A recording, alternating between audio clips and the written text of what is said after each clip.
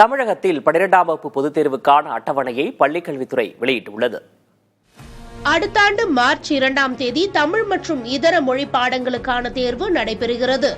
March 5ஆம் தேதி ஆங்கில தேர்வும், மார்ச் 9ஆம் தேதி வேதியியல், கணக்கு பதிவியல், புவியியல் ஆகிய தேர்வுகள் நடைபெறுகின்றன. 13ஆம் தேதி இயற்பியல், பொருளாதாரம், 17ஆம் தேதி கணிதம், விலங்கியல், வணிகவியல், வேளாண் அறிவியல், நர்சிங் உள்ளிட்ட தேர்வுகள் நடத்தப்படுகின்றன. மார்ச் 23ஆம் தேதி உயிரியல், தாவரவியல், வரலாறு, ஆடை தொழில்நுட்பம் உள்ளிட்ட தேர்வுகள் நடைபெறும்.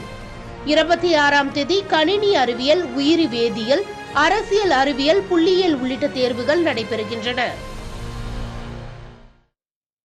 தமிழகத்தில் 10ஆம் வகுப்பு பொதுத் தேர்வுகள் அடுத்த ஆண்டு மார்ச் 11ஆம் தேதி தொடங்கும் என அறிவிக்கப்பட்டுள்ளது. தமிழ் மற்றும் இதர மொழி பாடங்கள் மார்ச் 11ஆம் தேதி நடைபெறும். ஆங்கில மொழி பாடம் மார்ச் 16ஆம் தேதி நடைபெறும் என அறிவிக்கப்பட்டுள்ளது.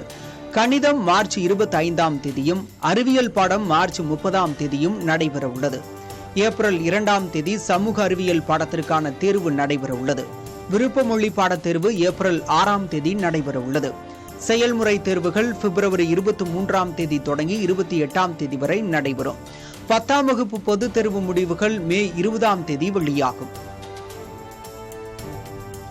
தமிழக சட்டமன்ற தேர்தலை கருத்தில் கொண்டே 10 மற்றும் 12ஆம் வகுப்புகளுக்கான பொதுத் தேர்வு முன்கூட்டியே நடத்தப்படுவதாக அமைச்சர் அன்பில் மகேஷ் தெரிவித்தார். சென்னை கோட்டூர்புரத்தில் உள்ள அண்ணா நூற்றாண்டு நூலகத்தில் செய்தியாளர்களிடம் பேசிய பள்ளிக்கல்வித்துறை அமைச்சர் அன்பில் மகேஷ், மாநில தேர்தல் ஆணைய அதிகாரிகளுடன் ஆலோசனை நடத்திய பிறகே பொதுத் தேர்வுக்கான கால அட்டவணை தயார் செய்யப்பட்டதாக கூறினார். மேலும் 12ஆம் வகுப்பு பொதுத் தேர்வில் இந்த ஆண்டு முதல் முறையாக கணக்கு பதவியில் பாடத்தேர்வின் போது தேர்வு அறைக்குள்ளே கால்குலேட்டர் கொண்டு செல்ல அனுமதிக்கப்படுவதாகவும் அவர் கூறினார். வெரி ஃபர்ஸ்ட் டைம் 12ஆம் வகுப்புக்கு அக்கௌண்டன்சி தேர்வுக்கு கால்குலேட்டரை நாம் அனுமதி கொடுக்கிறோம் நம்ம இந்த முறை. ஸோ இந்த முறை அந்த பொது தேர்வு முடிந்ததுக்கு பிறகு ரிசல்ட் இன்னும் அதிகப்படியாக அது கூடும், நல்ல ரிசல்ட்டை கொடுப்பார்கள் என்ற நம்பிக்கை இருக்கின்றது.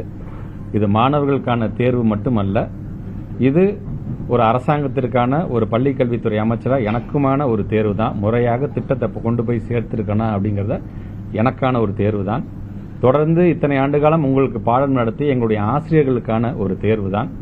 ஆக இதில் மாணவர்கள் மட்டுமல்ல, நான் 3 பேருமே வெற்றி பெறுகின்ற அளவிற்கு நீங்கள் உங்களுடைய படிப்பில் கவனம் செலுத்துங்கள். சந்தேகம் எதுவாக இருந்தாலும் உடனடியாக நம்முடைய ஆசிரியர் பெருமக்களும் நீங்கள் அதை தெரிந்து கொள்ள வேண்டும்.